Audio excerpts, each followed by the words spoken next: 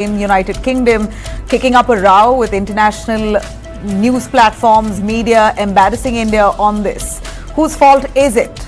We're going to take you through in detail on that. And our top story on day tonight, we're looking at several heart attacks that have been reported in Karnataka. A proper report, a detailed one that's been collated by the Karnataka government, really raises a lot of questions if Karnataka is going through a silent heart attack epidemic. And finally, cash versus UPI, this face-off in Karnataka that continues. For now, Siddaramaiah has granted relief. The state government has said all those notices to small traders of GST tax will be withdrawn. But the discussions still continue. If the middle class can pay tax, should the traders who clock up to 40 lakhs and more through UPI transactions also fall in the tax net? A lot more after the headlines. Prime Minister Modi is set to sign a historic UK trade deal and reset ties with Maldives. 4-day tour of the Prime Minister includes the landmark free trade agreement that he's all set to strike with United Kingdom and crucial outreach to pro-China Maldives leadership. Rahul Gandhi alleges nationwide vote theft. Says Congress has uncovered modus operandi by tracing election rigging patterns through a study that they carried out of a Lok Sabha seat in Karnataka. In fact, the Congress continues to hammer the Election Commission, saying that this is voter theft, what Election Commission is doing. Well, the EC, Election Commission's process begins for Vice President as they decide to hold an election to elect India's new Vice President after Dhankar's resignation. Poll scheduled to be announced soon. Dhankar, 74 years of age, resigned on July 21st, the first day of the monsoon session. Quite abruptly though, citing health reasons, created huge conversations and chatter over the mystery behind what could have happened. 4 Al-Qaeda-linked men arrested by Gujarat Anti-Terror Squad, the ATS, for fake currency rackets, spreading jihadist propaganda via social media and encrypted apps. The 4 came in the ATS radar after they were detected discussing terror activities within the state of Gujarat on their social media platforms.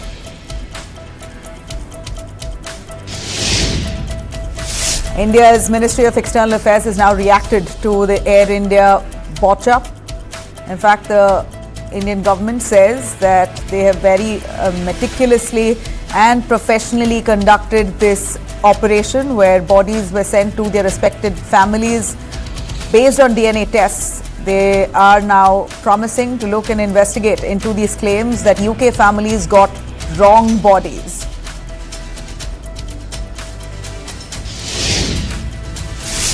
Chief Minister Siddaramaiah in Karnataka has clarified that tax notice confusion will end soon, saying that only 1% composition tax has been imposed under GST, assuring all small businesses will turn over. In fact, with the turnover of nearly 40 lakhs of small businesses, only will be eligible to pay tax, and also promising that all the notices who have come to people at large will be withdrawn. Indian student Charanpreet Singh has been brutally attacked in Australia in a suspected racial assault case. In fact, this has been widely condemned by Indians in Australia. Student community coming out in protest, asking for more protection for the Indian community in Australia.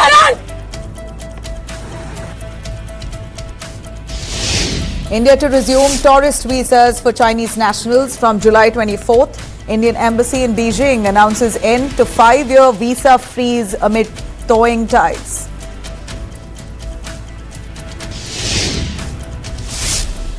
The International Court of Justice, ICJ, has spoken on climate change, calling it an urgent and existential threat that needs to be looked into with immediate effect, emphasizing that climate change was severe across the globe and has far-reaching consequences.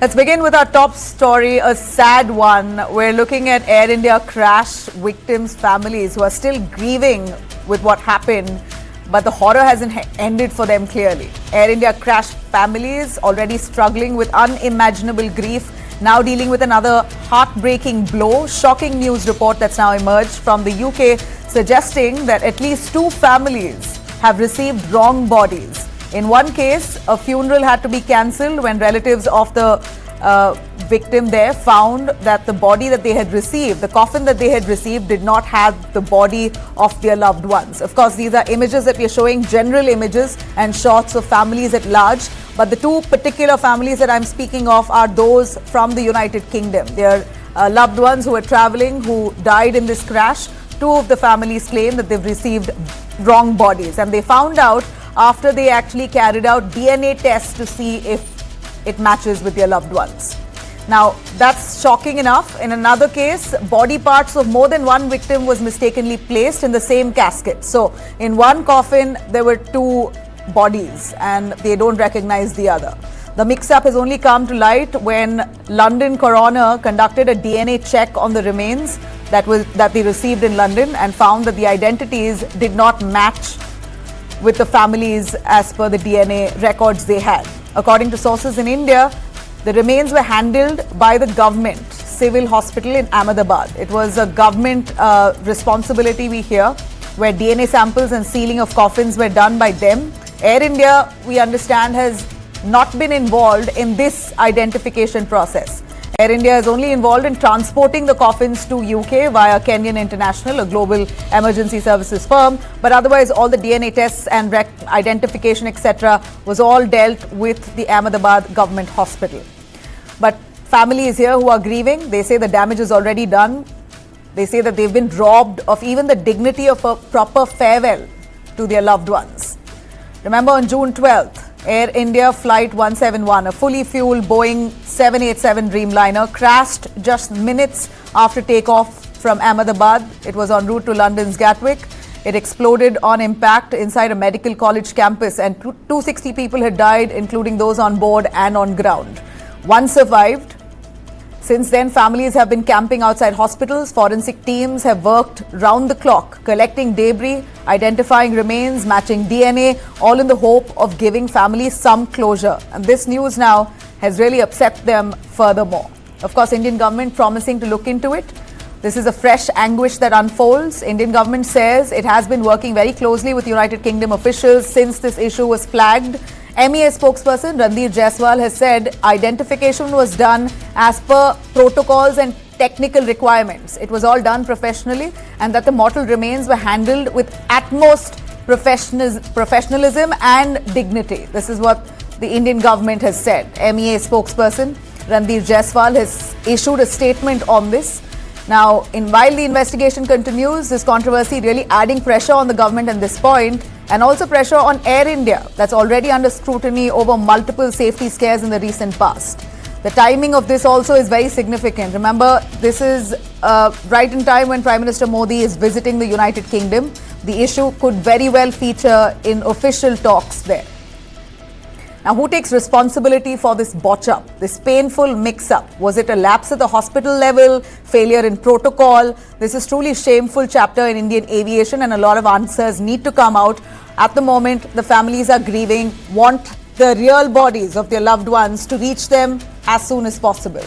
Let me now bring in my guest joining us, Captain Sanjay Karve, aviation expert and former accountable manager, Aviation Government of Maharashtra. We also have Captain Akshay Chopra, aviation expert, former IAF pilot, and Dr. Sampath Kumar, HOD, Department of Forensic Medicine, Savita Medical College. Let me first begin with Dr. Sampath Kumar, who's in fact privy or understands very well DNA matching, testing and the process protocols for it. Dr. Sampath, is this possible? I'm shocked, and of course the world is shocked. India is itself shocked when news reports emerged that 2 UK families who were waiting for the mortal remains of their loved ones to reach them found another person's body in it. DNAs did not match. Could this really be such a casual attitude while sending bodies abroad? How easily could this be mismanaged? Yes, it is a rare possibility. In India also it occurs very rarely, even when in with features well preserved.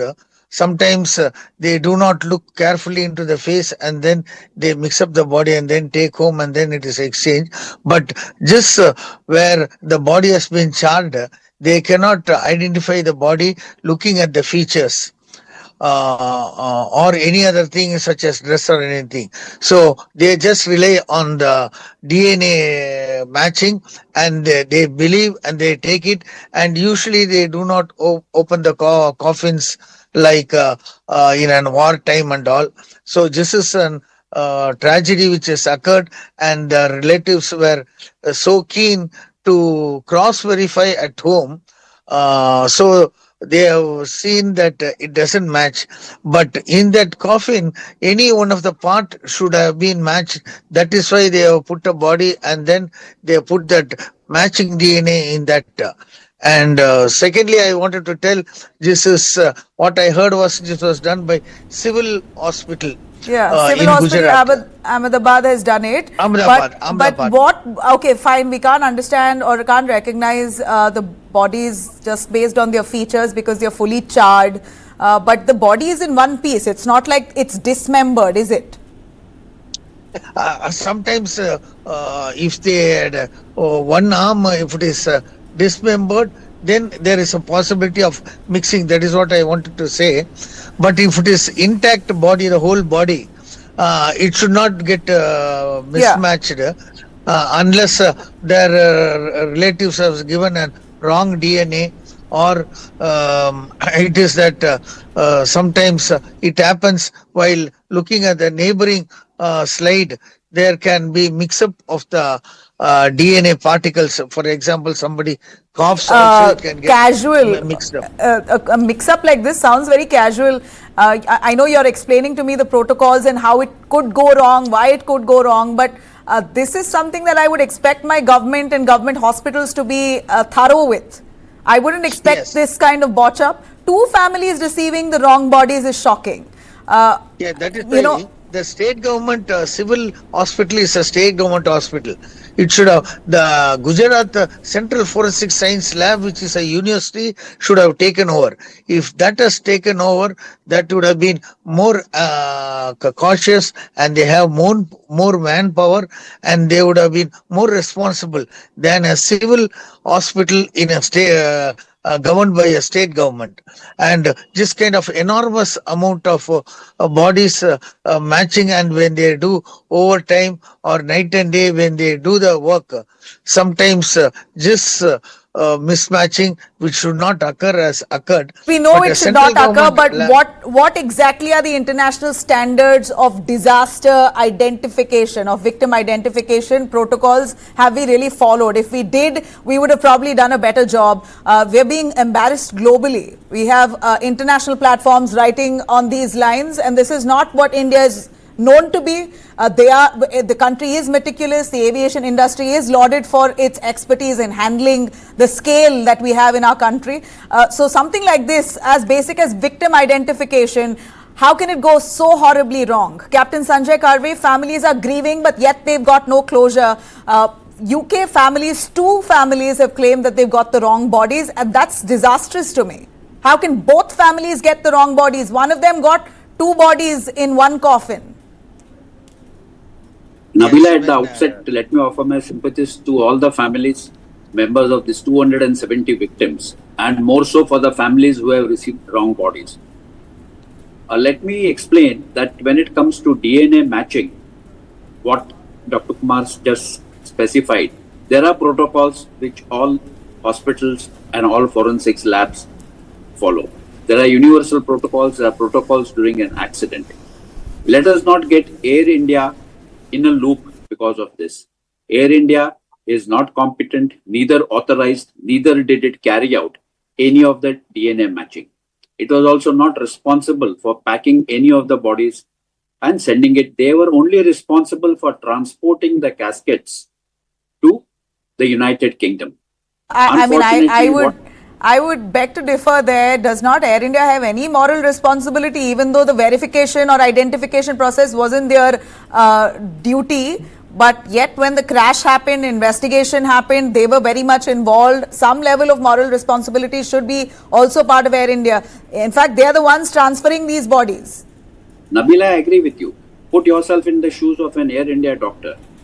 You have submitted the sample which you have received from United Kingdom to a government lab or a government medical college. Let's say sample A. Now that particular sample has been matched with a coffin A and handed over to Air India. How does Air India verify that the A outside and A inside is the same? It has to rely on what the government lab certifies. Air India has no expertise of its own to reopen everything and recheck.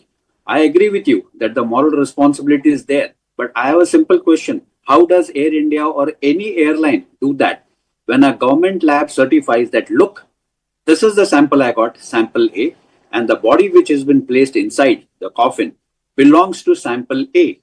So let us not get Air India into this loop. Yes, an error has taken place and we need to look into it as to why it has happened. We really cannot give this excuse to the world that we had 270 postmortems to be carried out or 270 DNAs to be matched.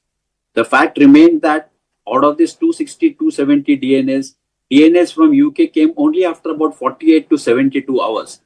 Initially, the DNAs were only from the localites. And a government hospital, which is supposed to be a prime place, is expected to be geared up to handle this. And they would have been sensitized by the government, and also they would be aware of the enormity of the situation. The entire world is watching. If it's a foreign citizen, then a foreign citizen, you have the DNA coming in samples. It's very carefully packed and given to the authorities. I'm not too sure what at max can go wrong. If all the protocols are set and you're going as per guidelines, then which part are you missing out on? And in that sense, I'm all the more shocked that the London coroner there had to find out with a DNA test. Why was he first of all not in the loop in this whole process? You know, that's also shocking. Shouldn't he also have been in the loop right from the start, before the bodies were sent itself, ensuring that all of it was matched and then it moves? Nabila, I agree with you. But my point here is, let us not get Air India into the loop. Right, sir. I get your point. Well, I get your point. We are not going to. Yes. We are not here to vilify Air India. But of course, limited question was Air India also has some amount of moral responsibility, maybe to help in aiding authorities to do a more seamless job, considering they are the ones being the transporters here, transporting these bodies. It's their airline that crashed, all of that. Okay, so let's leave Air India aside. Who's at fault then? Captain Chopra, would you want to jump in on that? Who is at fault here for this absolute disaster of a botch up? Thank you, Nabila, for having me. Now, I've been myself investigating the entire thing since morning and understanding what really went wrong. And we need to understand that, firstly, everything was done well in time. All our government authorities were on their toes. It's a very sensitive situation. It's a very chaotic situation which happened. And they handled all the DNA samples. Around 49 have been handed over to the British. But you know, what was the concerning thing is, look, we don't have a concept of a coroner in India. That's why when you ask that whether a coroner should have been there, no, she or he could not join initially the investigations. That's only done when the remains reach there. That's where the families requested a re-investigation to be done, and that's where the West London coroner, Dr. Fiona Wilcox, came in. She got it done, and they found out. And thank God for that, right? Thank God for that. Yeah, exactly. Well, they thought very well before the funeral itself. Let's get it checked first, and the families did the right thing to get the DNA checked. But what's the equivalent for a London coroner here in India? Who does this same job here to ensure that this transition is seamless? So till the late 90s, we had a concept of a coroner in India. Now, in India, it is ultimately done by the police and the state health departments. The doctors and all come in. It's a mixed team which does this investigation in such a case.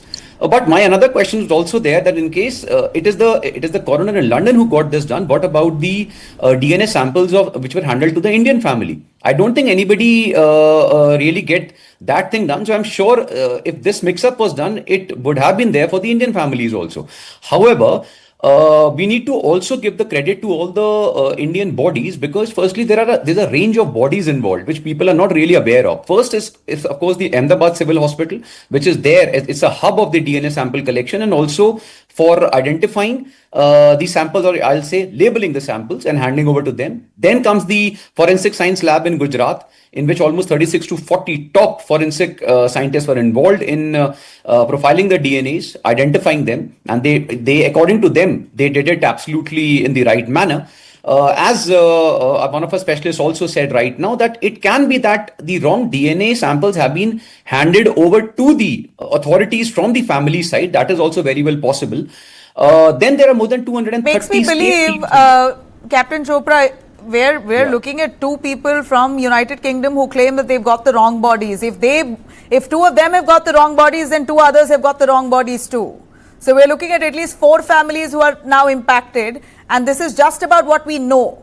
We're not even sure of the multiple families who are aggrieved here, the mortal remains that they've got, whether it's actually their loved one or not. They have not really shown the presence of mind or have the kind of money to actually get an independent DNA test done to ensure that the mortal remains they've received is actually their loved ones. Now I'm sure people will be scrambling to check whether it is really theirs or not. I don't think people in India will really be doing anything now, because it's a situation of grief for the families at this state, and nobody will spend in that much of time and money to again get the resampling and all done in India. But of course they will be concerned looking at the news we are talking about Family today. can have at this point to bid farewell. When you lose someone who's so dear to you, you will do everything, spend every last penny you have to ensure that they get a deserved, respectable farewell.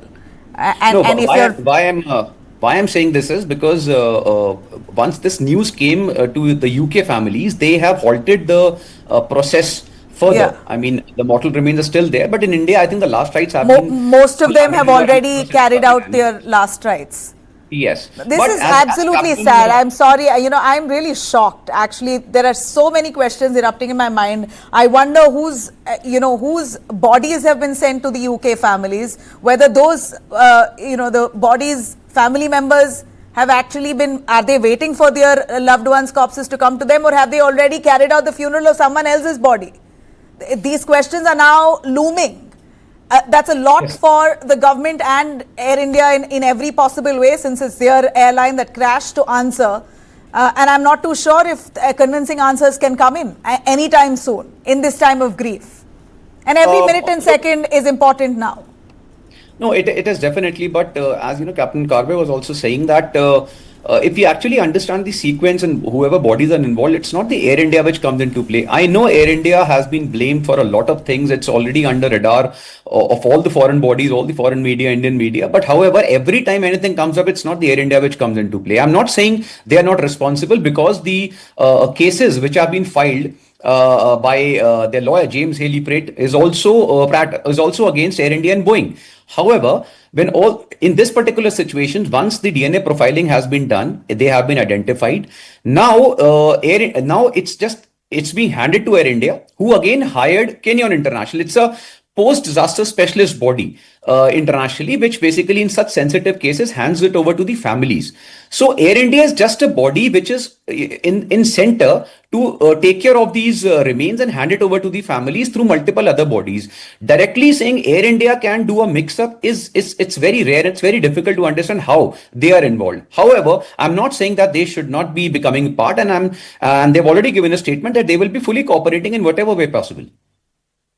Okay, for me, this really comes down to global credibility. India's credibility to handle such such disasters, beg your pardon, effectively has now being questioned itself altogether. You have the best of doctors in India. You have a DNA hub, like you said, DNA testing hub is in Ahmedabad. Then what could really go so wrong that 2 families have received the wrong bodies, and 260 people is not very much for the government to handle. Is it a lot for the government to handle, for government hospital to handle 260 people's mortal remains? Is it a lot, Dr. Sampath?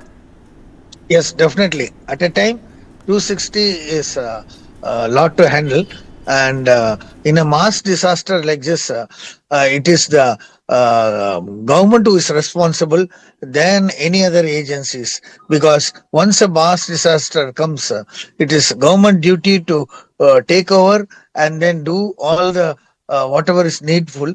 Then secondly, whatever UK coroner has done, that also has to be cross verified whether he is correct.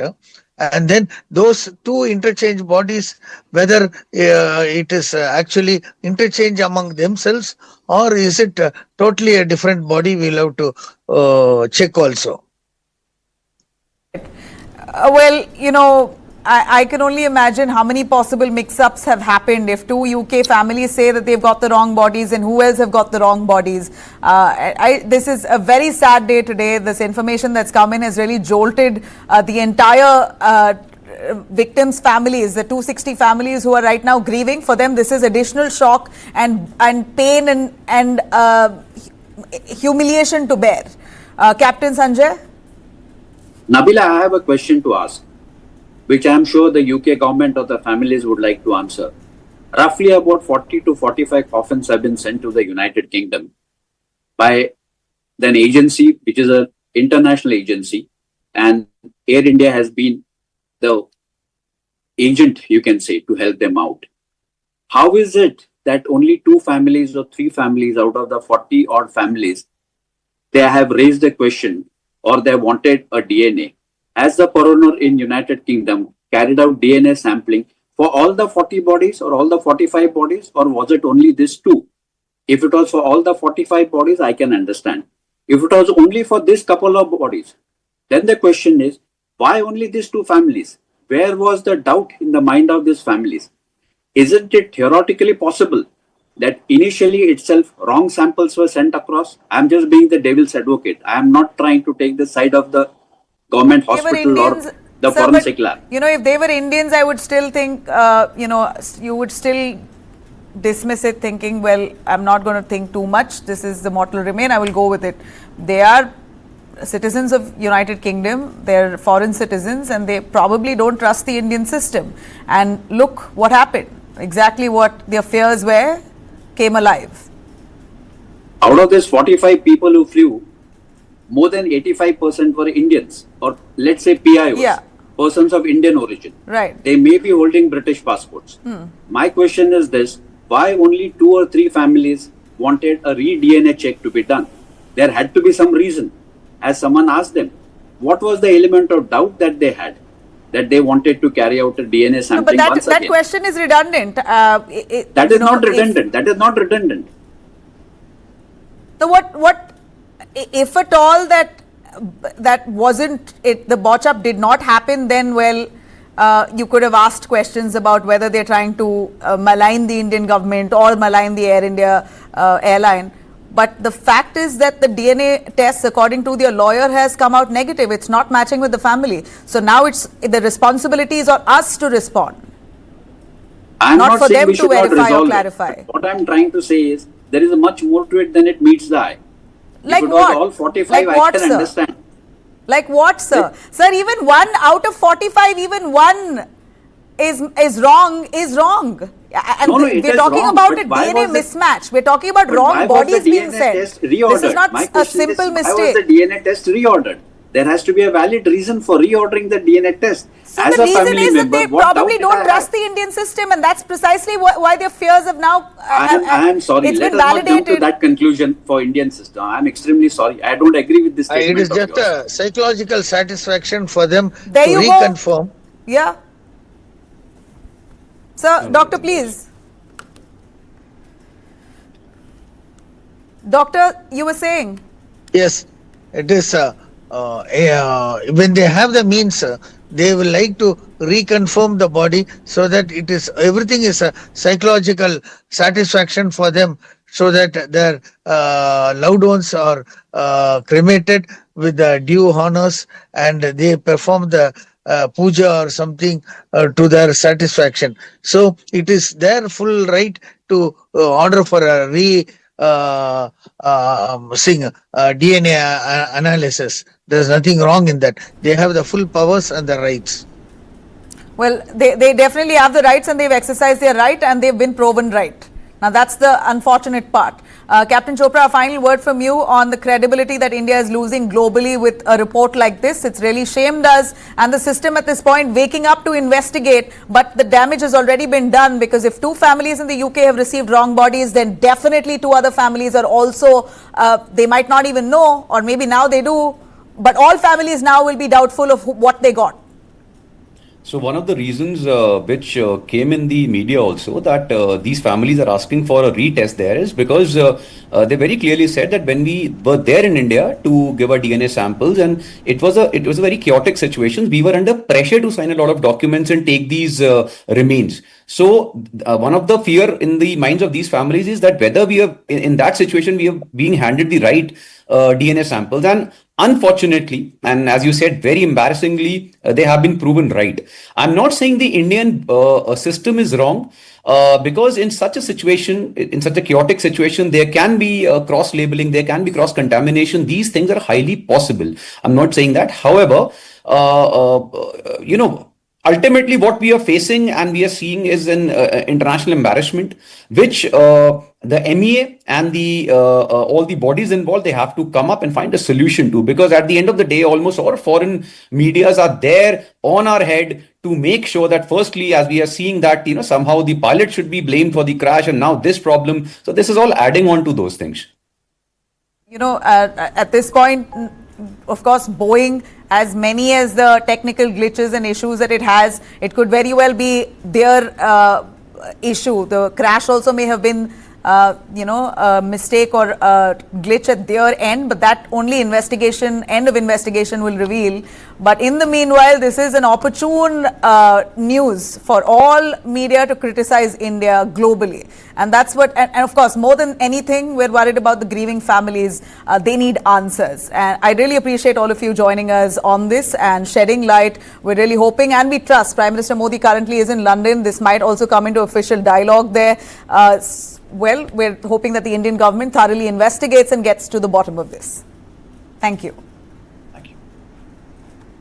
On that note, I slip into a short commercial break. We'll be right back. On the other side, Karnataka heart attack seems like an epidemic there with cases on the rise. Stay with us for a lot more.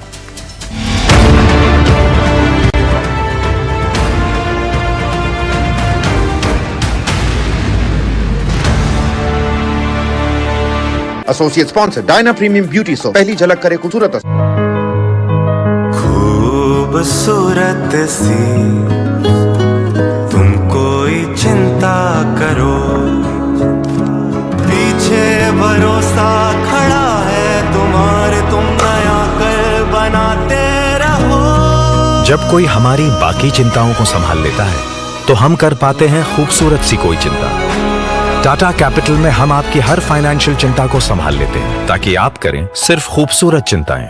Fresh air, the roof but different, the grill but different, the alloys but different, the seats but different. Different is in the XUV 3XO Rev X series, starting at rupees 8.94 lakh. Go condoms? It's over there. क्या ये different sizes में आता है? Actually, sir, size matter नहीं करता. तो फिर क्या matter करता है? The hardness Of the condom. of what's inside. For the first time ever, presenting Hard Rock Gel, the hardness gel for men. अब free हर score condoms के 10 pack के साथ.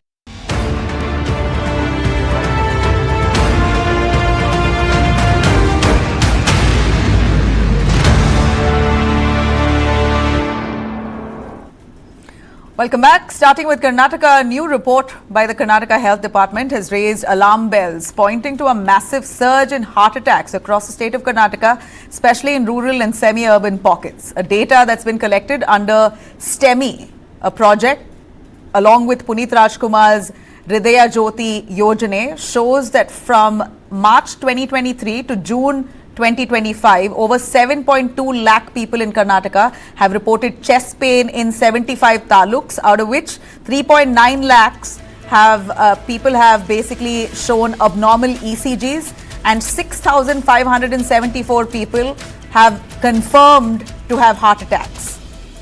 thanks to rapid intervention protocols, 5,524 lives were saved. But in Karnataka, in the last 2 years, 1,050 patients have died owing to heart attacks, as per this detailed report. So the Puneet Rajkumar's group, in fact, he died of a heart attack at a young age. Puneet Rajkumar, superstar from Karnataka.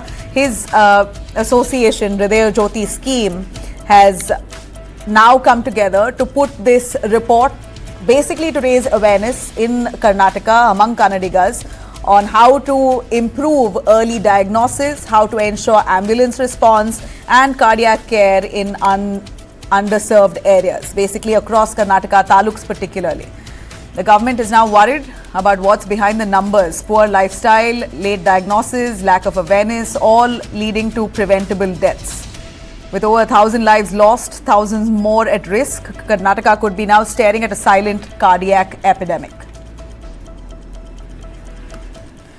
Let me take you through Bihar.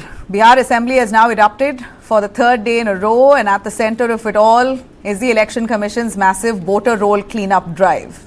Tempers have flared as Tejasvi Yadav took on the Election Commission, accusing it of branding voters as Bangladeshis, and demanded a full debate on the ongoing revision exercise. Chief Minister Nitish Kumar has hit back, calling him a bachcha who knows nothing of Bihar's past, triggering an uproar and an adjournment in the assembly. Let's listen in. चुनाव आयोग का काम है निष्पक्ष चुनाव कराना। कहीं कोई कानून में अगर लिखा हो कि नागरिकता की बात है, यहाँ दो उप मुख्यमंत्री बैठे, दोनों उप मुख्यमंत्री सूत्र के हवाले से बयानबाजी शुरू कर दिए कि बांग्लादेशी आ गया, नेपाली आ गया, म्यांमार का आ गया। अरे काहे के लिए बोल रहे हो? जब उम्र तुम्हारा कम था, तुम्हारे पिताजी 7 साल मंत्री थे। भाई जानते हो, बच्चा न हो। अरे तुम तो बहुत बच्चे न थे। अब जानते हो, पटना शहर में भी शाम में कोई निकलता था, कोई शाम में घर से बाहर जाता था, कहीं जाने का रास्ता है। ये जितने पत्रकार हैं, इन लोगों को भी हम कहेंगे कि पहले क्या बुरा हाल था। आप बैठिए, बैठिए।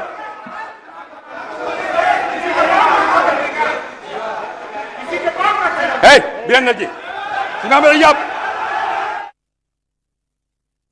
Outside the House, opposition MLA staged black band protests alleging manhandling by the security. This flashpoint ahead of Bihar elections does resonate across the country.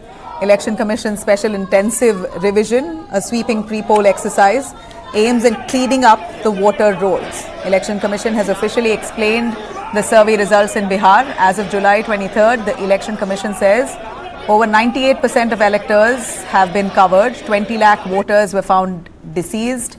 28 lakh had migrated. 7 lakh had multiple entries, and 1 lakh were untraceable. 15 lakh forms were still pending return. That's what they say. The Commission insists that this is routine with no political bias and necessary to ensure free and fair elections. The cleanup may be a routine, but with even allies now raising red flags, the Election Commission has a trust deficit to bridge. In fact, a few allies within the Nitish BJP alliance, the NDA alliance there, some of the leaders within their own party have raised questions on immigrant workers who probably are away from their home, are not in their address. They will be cut off from the voters list if they were not there present in the last few weeks while the survey was on. Now taking you through a housing scam of massive proportions, one that's left thousands of Indians paying EMIs for homes that don't exist, finally under the CBI scanner. Supreme Court has now allowed CBI to file 22 FIRs in a fraud case involving builders, banks and government authorities across the national capital. In fact, the NCR region, National Capital Region, the scam centers around subvention scheme where banks gave loans directly to builders who were supposed to pay EMIs until the buyer got possession. But when builders defaulted, the burden fell on ordinary people. Families were left with no homes but mounting EMIs. The Supreme Court has called this an unholy nexus, with the CBI's initial findings already uncovering deep-rooted collusion between bank authorities and these builders. Over 1,000 people were examined, 58 housing sites visited by these officials, CBI officers, and a clear pattern has now emerged where developers, banks and even authorities worked hand in glove. Among the big names under the scanner here, Supertech Limited, accused of being the main offender here. The company is said to have taken loans worth nearly 5,100 crores since 1998. One bank, in fact, Corporation Bank, alone has given out 2,700 crores in such deals. The court has also questioned the role of regulators like RERA and development bodies in Uttar Pradesh and Haryana, calling for more transparency. But there was a note of caution too. The court has said it will not entertain home buyers who misuse the law. Those who reject possession just to keep litigating, they will not be entertained. Well, we know that this isn't just a Delhi NCR story, because this story definitely echoes and resonates across India in every city where buyers trusted the system but are now left betrayed. The case will be heard yet again in a few days, but for now, there's hope that accountability may finally catch up with decades of real estate fraud. Shifting our focus to Haryana, a man on trial for stalking and attempted abduction. And he's now been appointed to a top legal post by the Haryana government. Vikas Barala, who is the son of BJP leader and Rajya Sabha MP Subhash Barala, has been made Assistant Advocate General for Haryana at Delhi. In fact, the appointment has sparked massive outrage, and for good reason. Barala is an accused in the 2017 stalking case that shook the nation. He was arrested after allegedly following and attempting to abduct Varnika Kundu, the daughter of senior IAS officer V.S. Kundu, on streets of Chandigarh. We believe that he spent 5 months in jail and is still facing trial under charges of stalking, of wrongful restraint and attempted abduction, and even drunk driving. The case has now acted as a turning point. At that point, when he was arrested, it became a national debate on women's safety and abuse of political privilege. Now, the law in Haryana bars appointments of those convicted of crimes involving moral turpitude, but not those facing trial. So technically, Barala qualifies, but ethically, well, this move raises serious questions. Can someone facing such charges be trusted to represent the state in a court of law?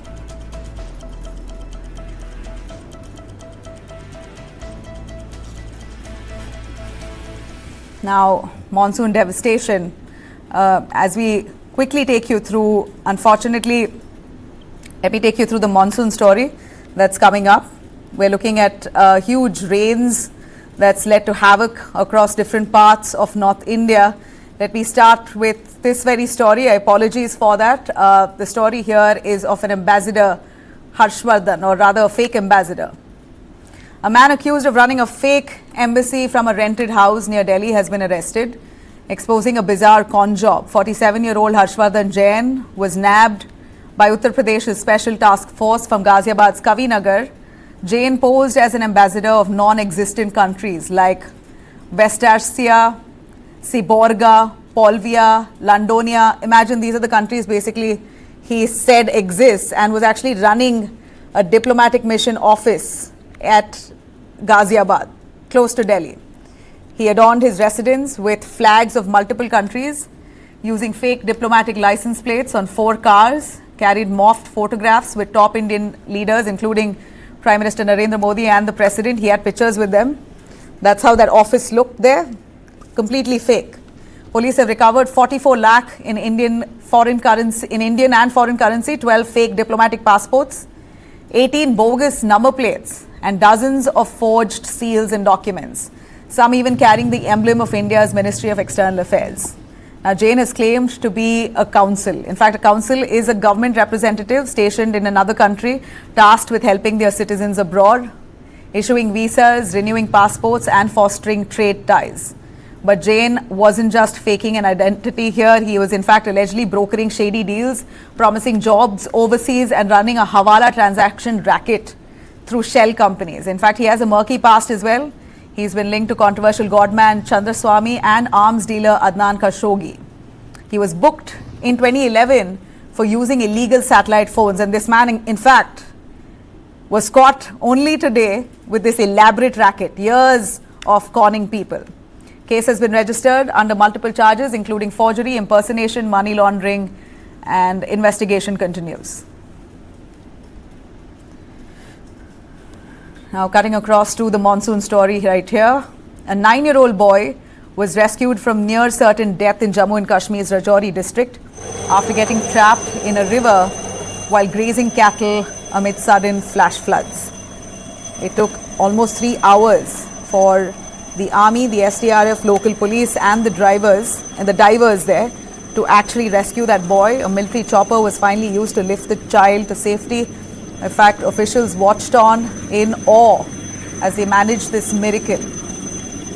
Now, this one rescue really underscores the full-blown crisis that's unfolding across North India. In Jammu and Kashmir, heavy rains has triggered a massive landslide near Kalai in Poonch, blocking the Jammu-Poonch highway and bringing traffic to a standstill. Schools in both Poonch and Rajouri have been shut. 2 rivers, Darhali and Sakto, are rising fast. In fact, it's rising to dangerous levels. In Race, all gates of the Salam Dam have been now opened up to release excess water from Chenab. Authorities have urged people near these river banks to stay alert and indoors. Markets in Pir Panjal remain submerged. The BRO is now working non-stop in Kotranka, Samot and Budhal to restore roads and drain the floodwaters. Next door in Himachal, let's have a look in Himachal. The destruction is even worse since June 20th. At least 135 lives have been lost in Himachal, 76 due to rain-triggered disasters like landslides, cloudbursts, flash floods. Another 59 have died in rain-related accidents. 430 roads are still blocked in Himachal Pradesh.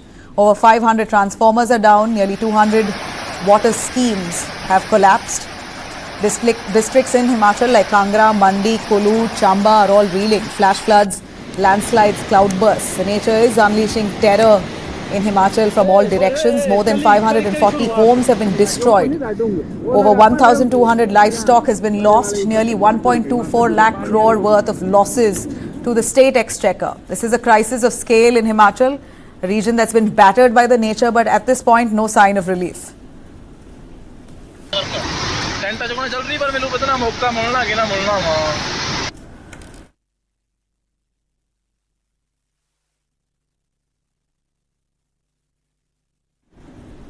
And finally, a story on racist attack in Australia. A young Indian student has been brutally attacked in Adelaide in what's being called shocking case of alleged racial violence. 23-year-old Charanpreet Singh is in hospital with serious injuries, including suspected brain trauma and facial fractures, after he was assaulted by 5 men near Kintor Avenue on July 19th. Charanpreet and his wife had just parked their car to see the city's light displays where the group allegedly launched an unprovoked assault using metal knuckles and sharp objects. Eyewitnesses say that racial slurs were hurled during the attack. Let's listen in.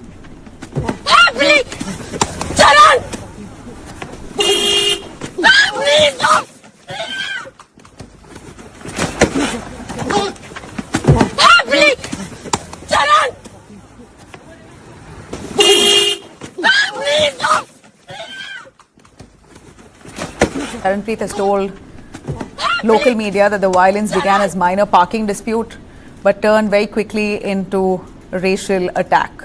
He speaks.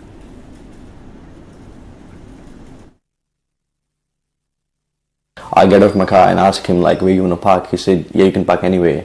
And as soon as I park, and one of the guy come to my window, knock my window up, put my window down, and I was like, everything okay? And he was like, Indian, get out of here and move your car right now. And I was like, I'm with my family. There's nothing to be like violent, you know. Calm down. And one of the guys just come from behind and just punched me through the window. And I started like bleeding, like started punching me like for 10 minutes non-stop. And I was blanked out on the floor. I just remember that one. I was trying to protect myself, but I couldn't, you know. It's 6 people, 5 people, you can't do it. Now, just one boy, 20-year-old man from Enfield has been arrested in the case on assault. He was granted bail right the next day. Others are still on the run. Police are now scanning CCTV footage and urging witnesses to come forward.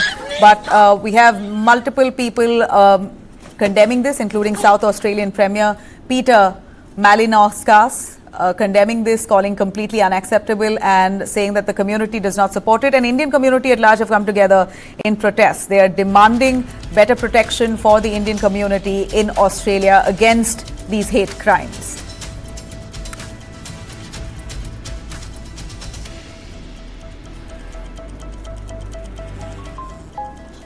All right, finally, in our deep dive segment, we're taking you through big relief that the Karnataka government has given to small traders who've been protesting. Relief at last for Bengaluru traders.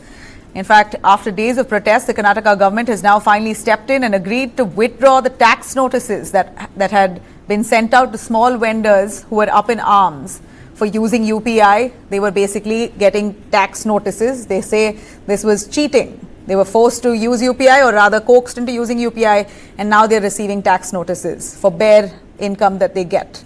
With the assurance now, Chief Minister Siddaramaiah said that we will withdraw those notices. So basically now the strike has been called off.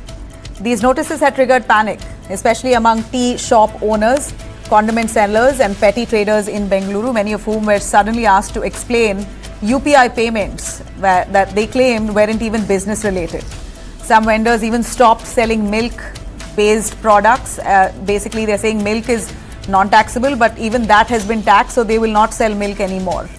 Now, the government says in Karnataka that no tax will be imposed on essential goods. So that's the clarification given to these traders so that they call off the protest. So clarification is no tax will be imposed on essential goods. Only those with high UPI transaction volumes will be scrutinized. Traders earning above 40 lakhs a year must register under the GST. And helplines will be strengthened and awareness campaigns will be carried out. No GST, that's the campaign that Karnataka government has now carried out to ensure that people are aware what GST rules and norms really are. Let's listen in. Those who are having turnover of rupees more than 40 lakhs, such people were issued the notice. Now after the discussion with them, you need not pay the arrears, and exempted goods, those who are dealing such goods shall not be registered compulsorily. Otherwise, all taxpayers, including small traders, should be registered, for which the delegation has agreed. Well, even though the protests have ended, of course, some tough questions remain. Why are small traders in Bengaluru feeling the heat from Karnataka alone?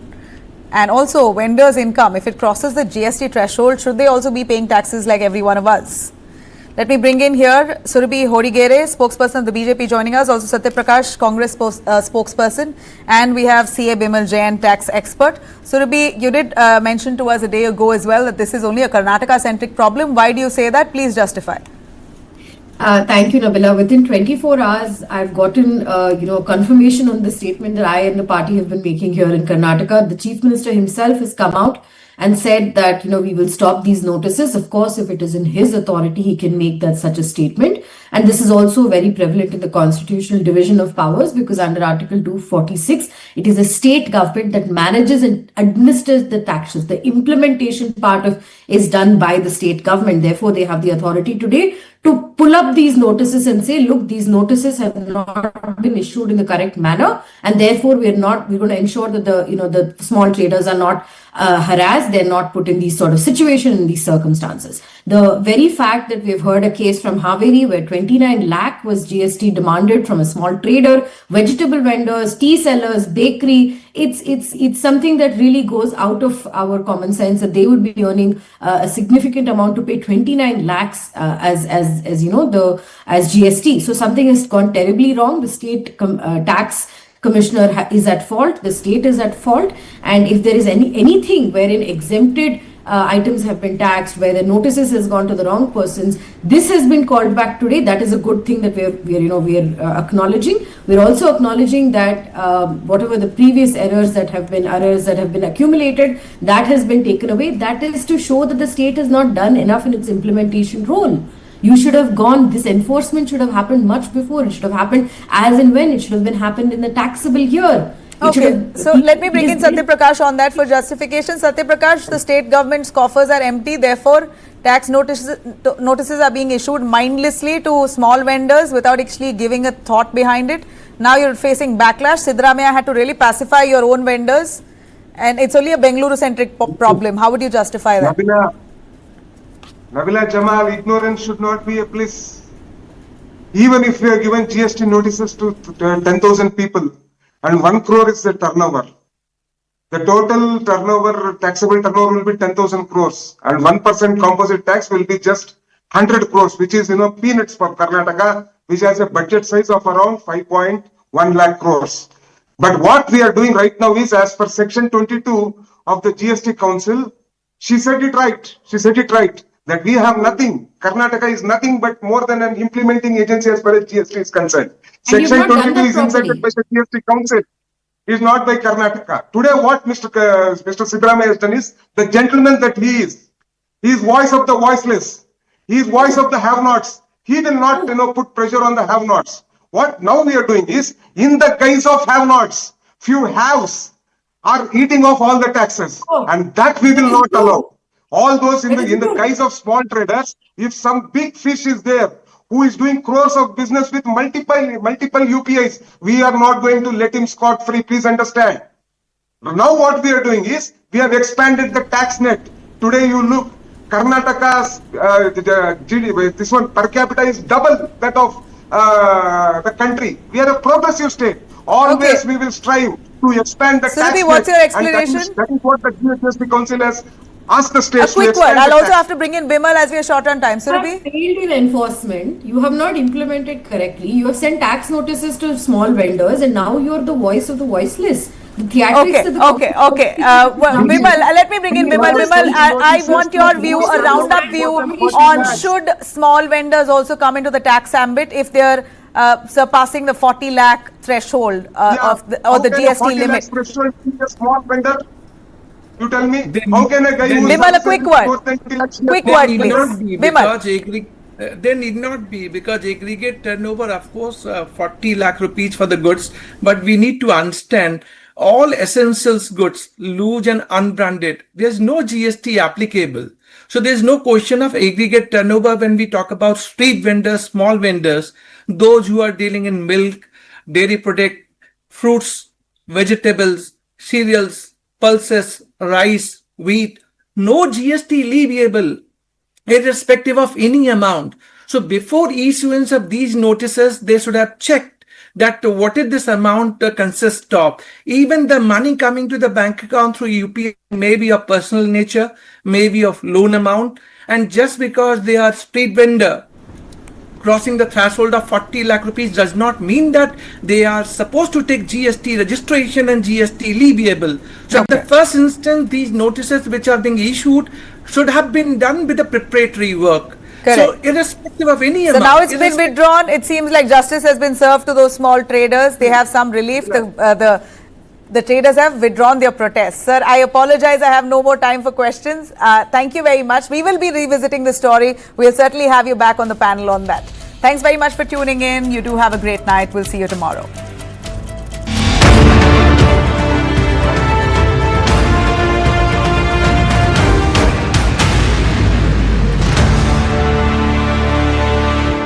Associate sponsor anchor toothpaste, नए जमाने की नई सुरक्षा।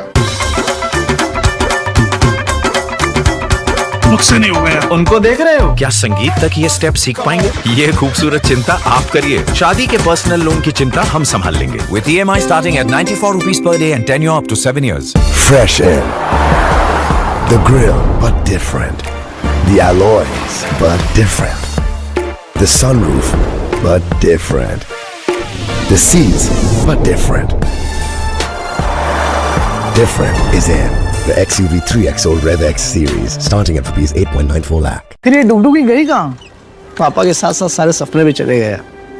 अब तो बस अपने garage में बैठा लोगों की डुगडुगी ठीक करता रहता हूँ। और अपने बच्चों के सपनों के साथ ऐसा कुछ नहीं होने दे। वो कैसे? पहले से लाइफ इंश्योरेंस का टर्म प्लान ले रखा था। ये बड़े भैया। सपनों को रखो सुरक्षित टर्म प्लान के साथ। सबसे पहले life insurance. A deep dive into what matters to you the most. Angles you won't find anywhere else. News that impacts your life.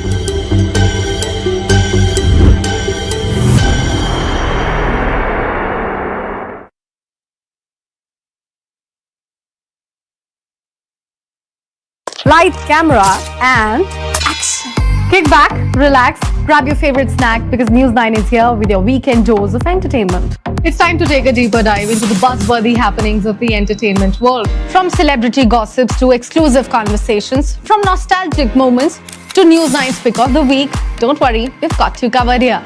And I hope you've grabbed your popcorn by now because News9's page 3 is here to serve you everything that we call entertainment. So do stay tuned every Saturday and Sunday, 2:30 p.m.